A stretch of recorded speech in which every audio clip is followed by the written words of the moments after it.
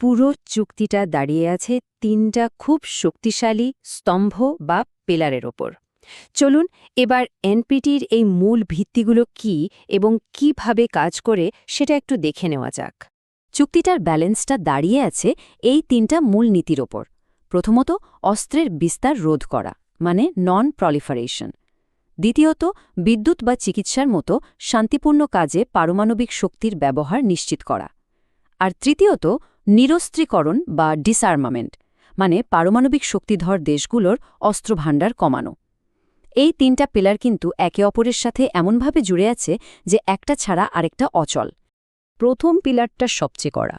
এর মূল কথা হল, যেই সব দেশের কাছে পারমাণবিক অস্ত্র নেই তারা নতুন করে সেটা বানানোর বা জোগাড় করার কোনো চেষ্টাই করবে না। আসল উদ্দেশ্য হল এই বিপজ্জনক নিউক্লিয়ার ক্লাবের সদস্য সংখ্যা আর বাড়তে না দেওয়া। দ্বিতীয় পিলারটা হলো একটা দারুণ ট্রেড অফ বা লেনদেন।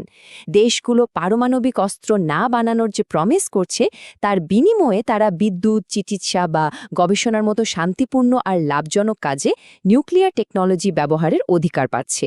এটা কিন্তু চুক্তিটা মেনে চলার জন্য একটা বড় ইনসেন্টিভ। আর ৩ নম্বর পিলারটা হলো একটা বড়সড় প্রতিশ্রুতি।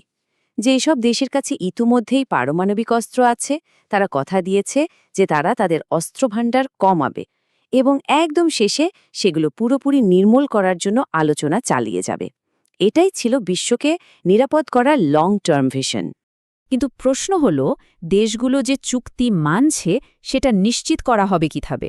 এখানেই আসে আন্তর্জাতিক পরমাণু শক্তি সংস্থা বা IAEA এর ভূমিকা। চুক্তির অধীনে প্রত্যেকটা দেশকে তাদের পারমাণবিক স্থাপনায় ইন্সপেকশন বা পরিদর্শনের অনুমতি দিতে হয় আর তাদের সব নিউক্লিয়ার উপকরণের একদম চুলচেরা হিসাব জমা দিতে হয়।